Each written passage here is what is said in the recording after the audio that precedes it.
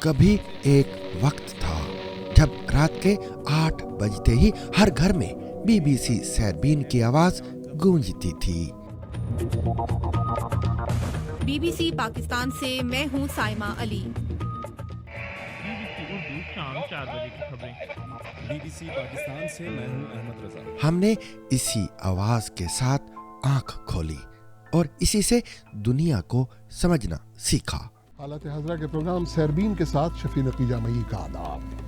حالت حاضرہ کے پروگرام میں آج آپ صرف امریکہ کو نہیں چین کو بھی دیکھیں گے اور سنیں گے، صرف امریکہ کو ہی نہیں امریکہ اور ایران کو بھی دیکھیں گے اور سنیں گے، یہی نہیں بلکہ انڈیا اور امریکہ کو بھی دیکھیں گے کہ دنیا بھر میں ہو کیا رہا ہے۔ پھر ایک دن وہ آواز خاموش ہو گئی۔ B B C Urdu short wave اور میڈیم ویو پر اپنی ریڈیو نشریات سیربین آج 31 دسمبر سے بند کر رہا ہے۔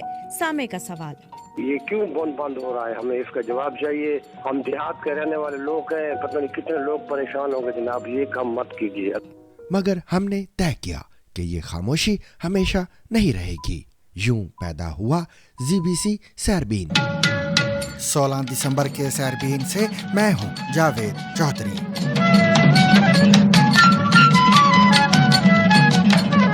یوکرین کا پہلی بار زیر سمندر ڈرون سے روسی آبدوز تباہ کرنے کا دعویٰ۔ بنڈائی بیچ پر حملہ آور کا مقابلہ کرنے والے احمد الاحمد کے لیے بنائے گئے فنڈ میں $10 لاکھ سے زائد رقم جمع۔ پاکستان کے صوبے سندھ کی پولیس کا کہنا ہے کہ بس سے اغوا کیے گئے تمام مسافر بازیاب کروا لیے گئے۔ 25 آدمی بالکل موریشیس کے نزدیک سے لے گئے ڈاکو۔ یہ ڈرائیور کا شیشہ توڑ دیا انہوں نے۔ یہ آپ دیکھ سکتے ہیں، بچے پریشان ہیں۔ 17-18 بندے لے گئے ہم لوگوں کا۔ ابھی یہ لیڈیز کو چھوڑا ہے، لیڈیز بیٹھے ہوئے تھے۔ 17-18 بندے ہم لوگوں کا نہیں ہے۔ ٹرمپ کا بی بی سی پر ہتک عزت کا مقدمہ، $5 ارب ہرجانے کا مطالبہ۔ نتیش کمار فوری استعفیٰ دیں۔ مسلمان خاتون ڈاکٹر کا نقاب کھینچنے پر بہار کے وزیر اعلیٰ کو تنقید کا سامنا۔ آدتیہ کمار سنگھ۔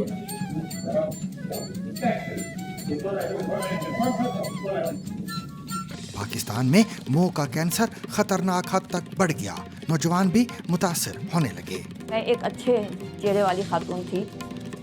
میں نہیں چاہتی تھی کہ میں اپنا خوبصورت چہرہ جو ہے وہ کسی ایسی کنڈیشن میں دیکھوں جس سے مجھے خود دکھ پہنچے۔ جانیے کیا اسکرین پر مطالعہ انسانی دماغ کو بدل رہا ہے۔ سائنسی مطالعے سے پتہ چلتا ہے کہ ایک عام دماغ پیدائش کے وقت ایسے نظام کے ساتھ آتا ہے جو ہماری آنکھوں کو دیکھنے اور ہمارے ووکل کارڈز کو آواز پیدا کرنے کے قابل بناتا ہے۔ سنیے غلامی سے تخت دلی تک گھومتی قطب الدین ایبک کی حیرت انگیز داستان۔ قطب الدین ایبک کو ہندوستان میں خاندان غلامان کا بانی کہا جاتا ہے، جنہوں نے ایک ایسی سلطنت کی بنیاد رکھی جو آنے والے 600 سال یعنی 1857 میں انگریزوں کے خلاف جنگ آزادی تک مسلمان سلاطین اور بادشاہوں کے ہاتھ میں رہی۔ اس کے علاوہ دیگر خبریں بھی آج کے سیربین میں شامل رہیں گی، مگر ہمیشہ کی طرح پہلے اہم عالمی خبروں کا خلاصہ۔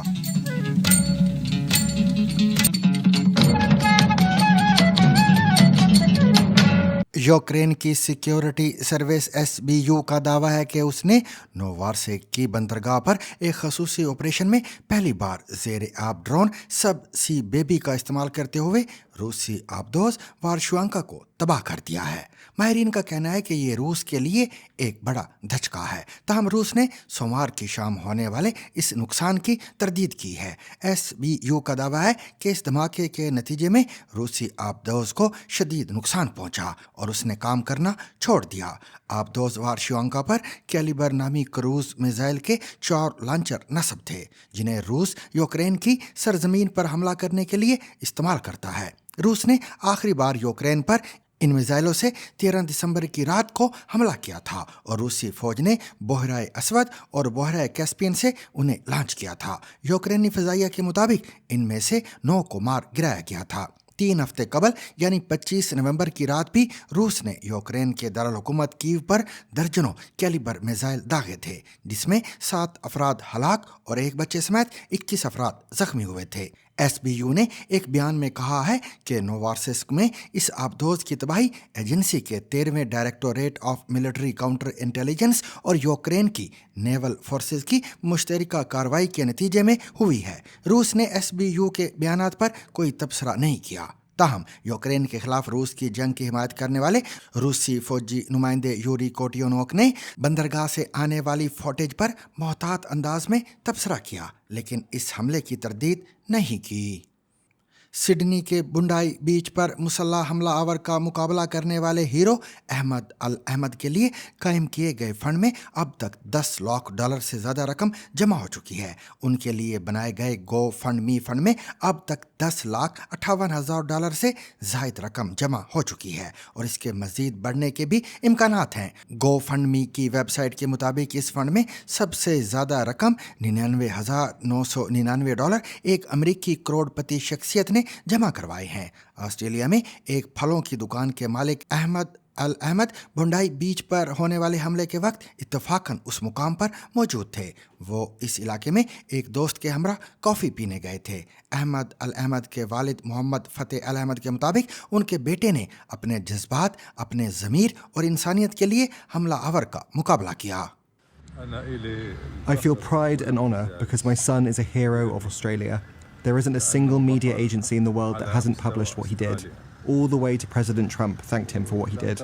Very, very brave person, actually, who went and attacked frontally one of the shooters and saved a lot of lives. So, very brave person who's right now in the hospital.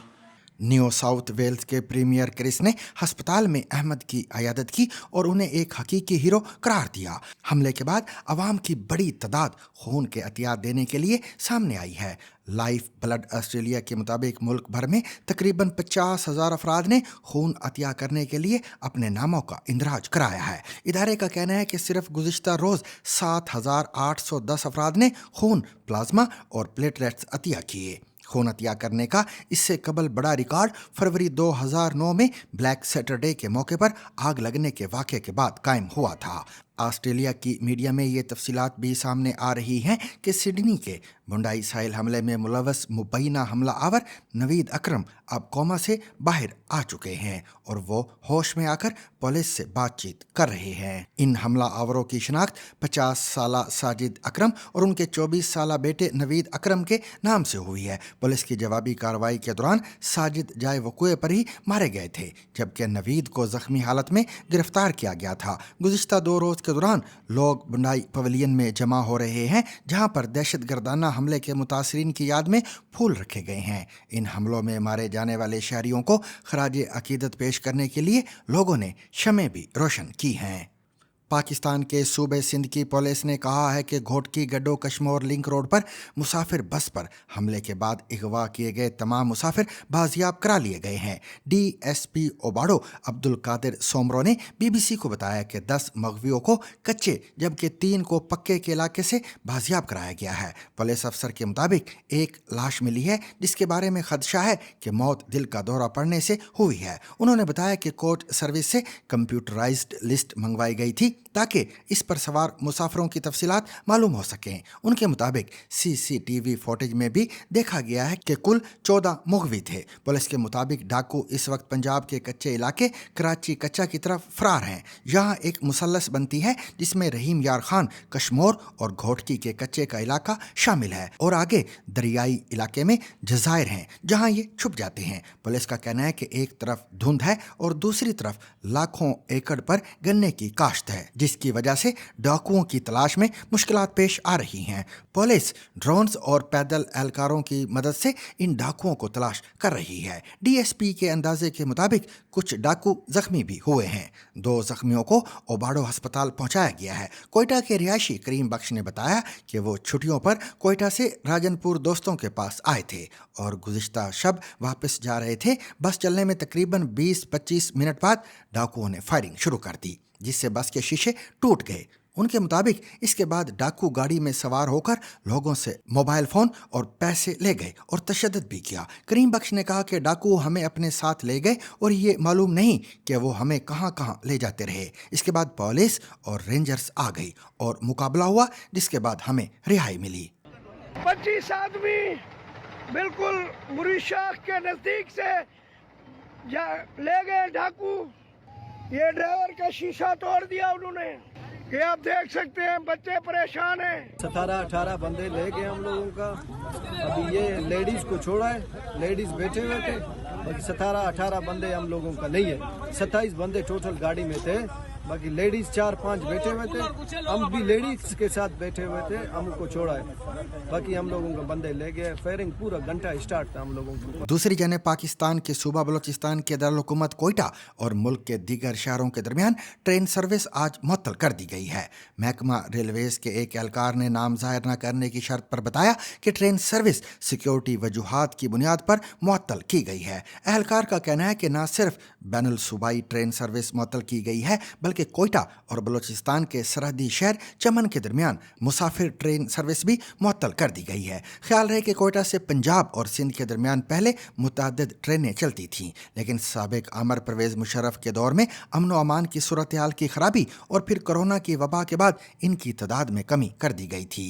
इस वक्त कोयटा और दीगर शहरों के दरमियान 3 मुसाफिर ट्रेनें चलती हैं, जिनमें जाफर एक्सप्रेस, बोलान मेल और चमन पैसेंजर ट्रेन शामिल हैं। इनमें जाफर एक्सप्रेस रोज़ाना की बुनियाद पर सिंध और पंजाब के मुख्तलिफ शहरों से होती हुई पेशावर तक जाती है, जबकि बोलान मेल हफ्ते में 2 रोज़ कराची और कोयटा के दरमियान चलती है।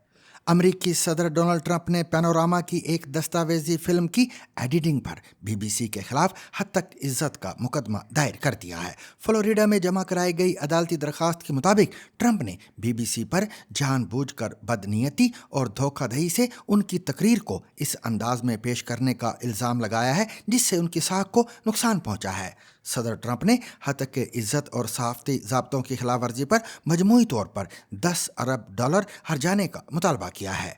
ये तनाज़ा उस वक्त शिद्दत इख्तियार कर गया जब बरतानवी अखबार टेलीग्राफ ने बीबीसी के एक अंदरूनी मेमो का हवाला देते हुए दावा किया कि पैनोरामा प्रोग्राम में ट्रंप की तकरीर के 2 मुख्तलिफ हिस्सों को एडिट करके यूं जोड़ा गया कि वो जनवरी 2021 के कैपिटल हिल फसादात की हौसला अफजाई करते दिखाई दें। इस मामले के बाद बीबीसी ने डॉक्यूमेंट्री में गलती तस्लीम करते हुए माजरत की, ताहम हद तक इज्जत के इल्ज़ामात को मुस्तरद कर दिया। तनाज़े के नतीजे में बीबीसी के डायरेक्टर जनरल टिम डेवी और हेड ऑफ न्यूज़ डिबोरा टर्नस ने अपने ओहदों से इस्तीफ़ा दे दिया, जिसे इदारे की तारीख का एक गैर मामूली बहरान करार दिया जा रहा है। ट्रंप ने ट्रूथ सोशल पर अपने रद्द-ए-अमल में इस्तीफ़ों का खैर मकदम करते हुए बीबीसी पर अपनी तकरीर में तहरीफ और अमरीकी सदारती इंतखाब पर असरअंदाज होने की कोशिश का इल्ज़ाम दोहराया। ये मुकदमा आलमी मीडिया, आज़ादी सहाफ़त और इदारती गैर जानिबदारी पर एक बड़ी बहस को जन्म दे रहा है। इंडियन रियासत बिहार के वज़ीर आला नीतीश कुमार एक सरकारी तकरीब के दौरान एक मुसलमान खातून डॉक्टर का हिजाब ज़बरदस्ती उतारने के इल्ज़ाम के बाद शदीद सियासी और अवामी तनकीद का सामना कर रहे हैं। अपोजिशन जमात इंडियन नेशनल कांग्रेस ने वाक़े को नाकाबिले माफ़ी करार देते हुए नीतीश कुमार से फौरी इस्तीफ़े का मुतालबा किया है। ये वाक़या पीर को वज़ीर आला ऑफिस में डॉक्टर्स को तकर्ररनामे देने की तकरीब के दौरान पेश आया था। आदित्य कुमार सिंह,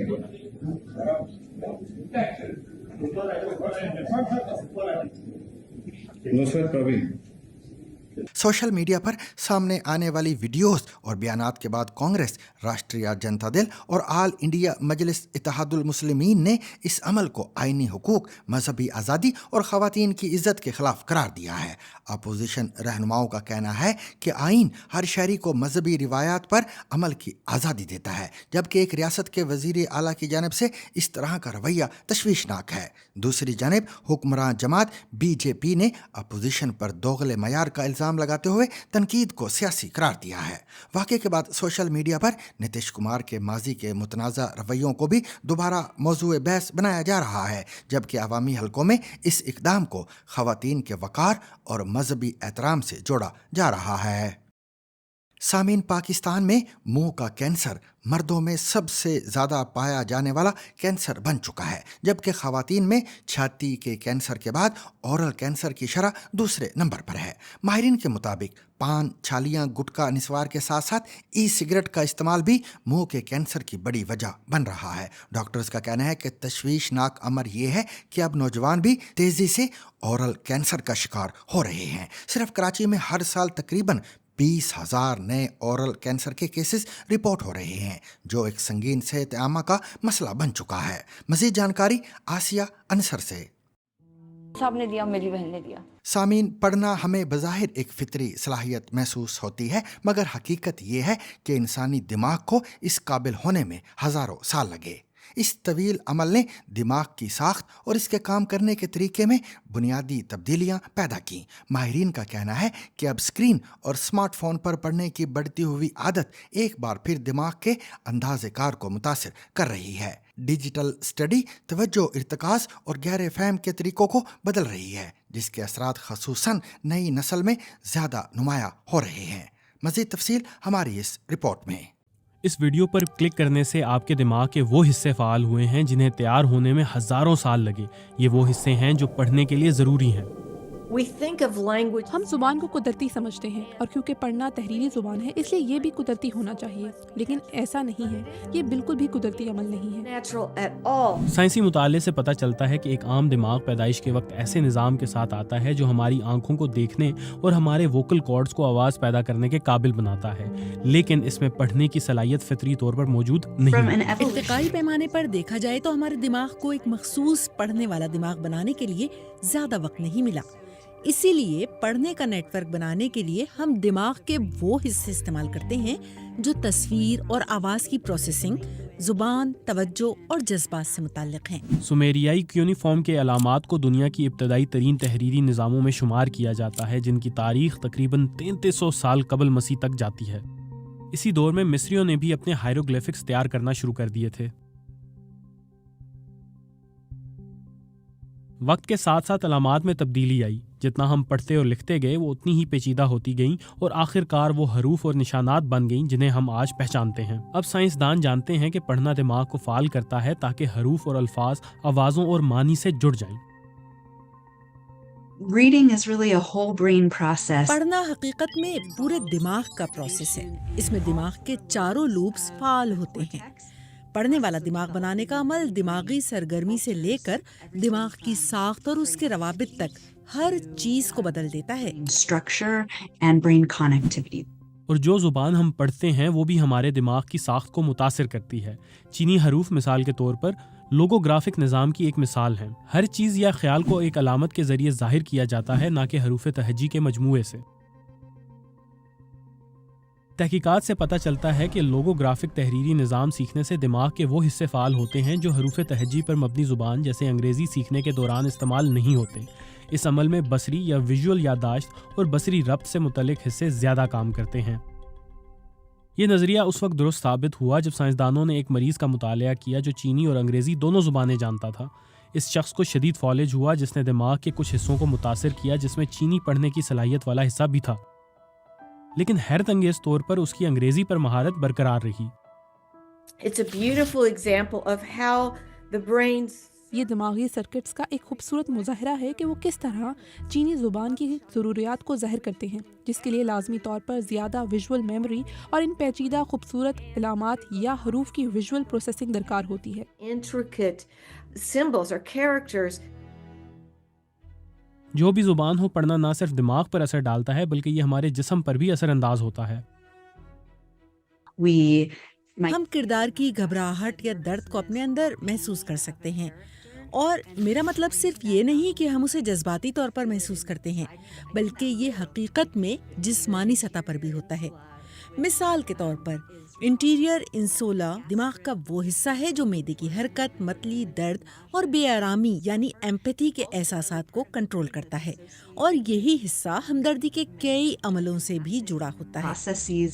और दिमाग आसानी से ढल जाता है। शवाहिद से जाहिर होता है कि ये नई टेक्नोलॉजीज़ के नतीजे में पहले ही तब्दील हो रहा है। फ़ोन या टैबलेट पर पढ़ना आमतौर पर एक पैसिव स्क्रोलिंग होती है जो अक्सर पैगामात और अलर्ट से रुकती रहती है। جب ہم اسکرین پر پڑھتے ہیں تو عموماً سرسری نظر ڈالتے ہیں، اور جب ہم سرسری پڑھتے ہیں تو غلط معلومات کا شکار ہونے کا امکان بڑھ جاتا ہے۔ ہمیں لوگوں کی مدد کرنی چاہیے کہ وہ جو کچھ پڑھ رہے ہیں اس پر سوچ سکیں، کیونکہ جمہوریت کی بنیاد یہی ہے کہ ہم اپنے سامنے آنے والی معلومات کا گہرائی سے تجزیہ اور سوچ بچار کر سکیں۔ کچھ تحقیقی مطالعات یہ بھی ظاہر کرتے ہیں کہ جو بچے کم عمری سے موبائل فون استعمال کرتے ہیں وہ بعد کی زندگی میں اسکول میں اچھی کارکردگی کم دکھاتے ہیں۔ At 8 years of age, the amount of digital exposure 8 سال کی عمر میں ڈیجیٹل ایکسپوجر کی مقدار ان کی توجہ مرکوز کرنے کی صلاحیت، ایگزیکٹو فنکشن، پروسیسنگ اور تعلیمی کارکردگی پیش گوئی کرتی ہے، اور یہ تعلق منفی ہے۔ جتنا زیادہ ڈیجیٹل استعمال اتنی ہی خراب تعلیمی کارکردگی۔ اگر آپ تصور کریں کہ دماغ مسلسل توجہ ہٹانے اور حد سے زیادہ محرکات کا شکار ہے تو وہ ایک محرک سے دوسرے پر منتقل نہیں ہو پائے گا۔ اس کی یہ خواہش بھی نہیں ہوگی کہ محرکات کے درمیان وقفہ مزید کم ہو۔ نتیجتاً بچے آف لائن ہوتے ہی کہتے ہیں کہ وہ بور ہو گئے ہیں۔ between stimuli. So then you have kids going offline and saying they're bored. Digital دنیا اثر ڈال رہی ہے، لیکن مطالعے کی عادت اور دماغ کی بہترین نشو و نما کی طرف واپس آنا نسبتاً ایک سادہ عمل ہے۔ The antidote to all this happening ان سب کا سب سے سادہ اور خوبصورت حل یہ ہے کہ ہم اپنے بچوں کو مطالعے کی عادت لگوائیں اور ان کے لیے ایک پڑھنے والی زندگی بنائیں۔ والدین اور ٹیچر سب کو مدد کرنی ہوگی، انہیں مثال قائم کرنی ہوگی، اپنے بچوں کو پڑھ کر سنانا ہوگا اور خود بھی مطالعے سے محبت کرنی love ہوگی۔ it themselves. اور اس کے اثرات صرف فرد تک محدود نہیں رہتے بلکہ اس کے فوائد معاشرے تک بھی پہنچ سکتے ہیں۔ The power of deep reading. گہرے مطالعے کی طاقت ہماری انسانیت کی بنیاد ہے۔ جب ہم توجہ سے پڑھتے ہیں تو ہم اپنے دماغ اور اپنی ذات کو بدل دیتے ہیں۔ یہ ذہن اور دلوں کو بدلنے کا عمل معاشرے کو تبدیل کرتا ہے اور ہمیں بہتر اور خوبصورت مستقبل تعمیر کرنے کے قابل بناتا ہے۔ More beautiful futures. ترکوں کے ایبک قبیلے میں پیدا ہونے والا ایک آزاد بچہ جسے حالات نے غلامی کے اندھیروں میں دھکیل دیا، بالآخر تاریخ کا دھارا موڑتے ہوئے تخت دلی تک جا پہنچا تھا۔ یہ داستان ہے قطب الدین ایبک کی، جنہوں نے برصغیر میں خاندان غلامان کی بنیاد رکھی اور دہلی سلطنت کی پہلی اینٹ رکھی۔ BBC ریڈز میں آج سنیے غلامی سے حکمرانی تک کے اس غیر معمولی سفر کی مکمل کہانی، جسے تحریر کیا ہے مرزا AB بیگ نے، اور پیش کر رہے ہیں عمر آفریدی۔ یہ کوئی 850 سال پہلے کی بات ہے۔ سلطان شہاب الدین غوری افغانستان کے شہر غزنی میں اپنے مصاحبوں کے ہنر، عقل و دانش، حاضر جوابی اور شاعری سے لطف اندوز ہو کر ان میں انعامات تقسیم کر رہے تھے۔ انعام پانے والوں میں ایک غلام بھی تھا جو اپنا صلہ پاتے ہی دربار سے نکلا اور سارا انعام ضرورت مندوں میں تقسیم کر دیا۔ یہ بات سلطان تک پہنچی تو انہیں اس فیاض شخص کے بارے میں جاننے کا اشتیاق ہوا۔ شہاب الدین غوری کو بتایا گیا کہ وہ تو انہی کا غلام قطب الدین ایبک ہے۔ اس واقعے کا ذکر غوری سلطنت کے مورخ منہاج السراج نے اپنی کتاب طبقات ناصری میں کیا ہے۔ انہوں نے نہ صرف ایبک کا دور دیکھا بلکہ ان کے بعد سلطان شمس الدین التتمش اور غیاث الدین بلبن کا دور بھی دیکھا تھا۔ وہ لکھتے ہیں کہ محمد غوری نے ایبک کی فراخ دلی سے متاثر ہو کر انہیں اپنے قریبی حلقے میں شامل کر لیا۔ قطب الدین کا تعلق ترک قبیلے ایبک سے تھا۔ وہ بچپن میں ہی اپنے خاندان سے بچھڑ گئے۔ کسی نے انہیں غلام بنا کر ایران کے شہر نشاپور میں قاضی فخر الدین عبدالعزیز کوفی کے ہاتھ بیچ ڈالا۔ قاضی نے ان کے ساتھ بیٹوں کا سا سلوک کیا اور ان کی تعلیم اور فوجی تربیت کا خیال رکھا۔ کہا جاتا ہے کہ قاضی فخر الدین کی موت کے بعد ان کے بیٹوں نے ایبک کو ایک تاجر کو بیچ دیا، جس نے انہیں افغانستان کے علاقے غزنہ یعنی غزنی لا کر سلطان محمود غوری کے ہاتھ فروخت کر دیا۔ Oxford centre for Islamic studies میں پروفیسر معین احمد نظامی کا کہنا ہے کہ ایبک کا عروج تیزی سے ہوا۔ وہ اپنی ذہانت اور قابلیت کی بدولت جلد ہی بادشاہ کی نظروں میں آ گئے اور ترقی کرتے کرتے امیر آخر یعنی شاہی استبل کے سردار بن گئے۔ ایک غلام سے شاہی استبل کا نگراں بننے کے امکان کی وضاحت کرتے ہوئے دلی کی جامعہ ملیہ اسلامیہ یونیورسٹی سے وابستہ پروفیسر رحمہ جاوید کہتی ہیں کہ مسلم حکومتوں میں غلام کی حیثیت بازنطینی غلام سے بہت مختلف ہوتی تھی۔ مسلم دور میں غلاموں کا مرتبہ بعض اوقات جانشین کی طرح ہوتا تھا۔ दिल्ली की जवाहरलाल नेहरू यूनिवर्सिटी में अहद वस्ता की तारीख के माहिर प्रोफेसर नजफ हैदर का कहना है, जब मोहम्मद गौरी से किसी ने पूछा कि आपकी नरीना औलाद नहीं है जिससे आपको आने वाले ज़माने में याद रखा जाएगा, तो उन्होंने कहा था कि मेरी बहुत सारी नरीना औलाद है जो मेरे नाम को बाकी रखने के लिए काफ़ी है। प्रोफेसर नजफ हैदर के मुताबिक उनका इशारा उनके ख़ास ग़ुलामों यल्दूज़, ऐबक और कबाचा की तरफ था। रहमा जावेद बताती हैं कि सुल्तान शहाबुद्दीन गौरी ने यल्दूज़ की एक बेटी की शादी ऐबक से और एक ही कबाचा से करवाई थी ताकि उनमें गहरा ताल्लुक़ कायम हो और वो एक दूसरे की मुखालफत के बजाय एक दूसरे की मुआवनत करें। प्रोफेसर निज़ामी ने BBC से गुफ्तगू करते हुए कहा कि ऐबक को ग़ुलाम सल्तनत के बानी के तौर पर नहीं बल्कि इंडिया में तुर्क या ममलूक सल्तनत के बानी के तौर पर याद किया जाना चाहिए। मोहम्मद गौरी ने हिंदुस्तान में मुहिमात का आगाज़ किया और तराइन की पहली जंग में उन्हें शिकस्त हुई। तराइन दिल्ली से मुल्हिक रियासत हरियाणा के करनाल ज़िले में तरूरी का इलाका है। इस शिकस्त के एक साल बाद 1192 में सुल्तान मोहम्मद गौरी 1 लाख से ज़्यादा अफ़गान, ताजिक और तुर्कों पर मुश्तमिल बड़ी फ़ौज के साथ मुल्तान और लाहौर के रास्ते तराइन पहुँचे। उनका सामना पृथ्वीराज के 3 लाख घुड़सवारों और 3000 हाथियों की फ़ौज से हुआ। शदीद जंग के बाद चहमन यानी राजपूत राजा पृथ्वीराज चौहान को शिकस्त हो गई। तराइन की यही जंग थी जिसमें कुतुबुद्दीन ने अपनी सलाहियत का भरपूर मुजाहरा किया और बादशाह को फतह मिली। सुल्तान ने कुतुबुद्दीन को कहराम और समाना का कमांडर बना दिया। मोइन अहमद निज़ामी कहते हैं कि इस जंग से बर्र सगीर में ऐबक के सियासी कैरियर का आगाज़ हुआ। मार्च सन 1206 में एक बगावत कुचलने के बाद गजनी वापस जाते हुए दरियाए सिंध के करीब धमियाक के मुकाम पर किसी ने हमला करके गौरी को कत्ल कर दिया। तारीखदानों के मुताबिक सुल्तान मुइज़ुद्दीन मोहम्मद शहाबुद्दीन गौरी ने किसी को अपना जाननशीन मुकर्रर नहीं किया था। चुनांचे उनकी ज़िंदगी में उनका जो ग़ुलाम जहाँ जिस आला ओहदे पर फाइज था उसने वहाँ अपनी हुक्मरानी का ऐलान कर दिया। यूँ दिल्ली के हाकिम कुतुबुद्दीन ऐबक, मुल्तान के हाकिम नासिरुद्दीन कबाचा और गजनी के हाकिम ताजुद्दीन यल्दूज़ के दरमियान इक़्तिदार के लिए मुकाबला शुरू हो गया। ऐबक को अपनी फिरासत और सियासी हिकमत अमली के बल पर दूसरों पर गलबा हासिल हुआ और 25 जून सन 2006 को लाहौर के किले में उनकी ताजपोशी हुई। अलबत्ता उन्होंने सुल्तान का खिताब नहीं अपनाया और ना ही अपने नाम से कोई सिक्का जारी किया और ना ही अपने नाम से कोई खुतबा पढ़ाया। प्रोफेसर निज़ामी का कहना है कि ऐबक ने ये इसलिए किया कि उन्हें आज़ादी नहीं मिली थी और उनका बतौर सुल्तान कबूल किया जाना मुश्किल था। बिलाखिर 1208 में वो गजनी गए जहाँ गौरी के एक जानशीन ने उनकी आज़ादी का ऐलान किया, जिसके बाद उन्होंने सुल्तान का खिताब अपनाया। सुल्तान कुतुबुद्दीन ऐबक ने हिंदुस्तान में अपनी फतूहात का सिलसिला जारी रखा। उन्हें अहद वस्ता के दूसरे मुसलमान हुक्मरानों की तरह फ़न तामीर का भी शौक़ था। चुनांचे इंडिया में गौरी हुकूमत की कामयाबियों की याद के तौर पर उन्होंने दिल्ली में सन 1199 में कुतुब मीनार की बुनियाद डाली, जिसे उनके बाद शमसुद्दीन अल्तुतमिश के ज़माने में मुकम्मल किया जा सका।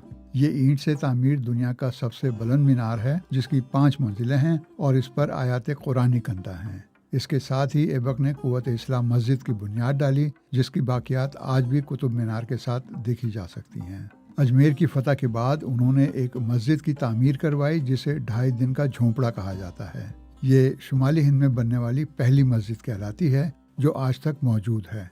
दरअसल इसे जल्दी 2.5 दिन में खड़ा किया गया था, लेकिन फिर अफगानिस्तान के सूबे हिरात से ताल्लुक़ रखने वाले आर्किटेक्ट अबू बकर ने इसका डिज़ाइन तैयार किया। ये 1199 में मुकम्मल हुई। इसे हिंदुस्तान में मुस्लिम तर्ज तामीर का पहला शाहकार कहा जाता है। सुल्तान बनने के बाद ऐबक ज़्यादातर लाहौर में रहे, जहां 1210 में चौगान यानी पोलो खेलते हुए घोड़े से गिरकर इंतकाल कर गए। उनकी तदफीन लाहौर ही में हुई। और सामीन, इसके साथ ही आज का सैरबीन अपने इख्तिताम को पहुंचा। मुझे और मेरी पूरी टीम को कल तक के लिए इजाज़त दीजिए, लेकिन इजाज़त लेने से कबल अब तक की खास खबरें।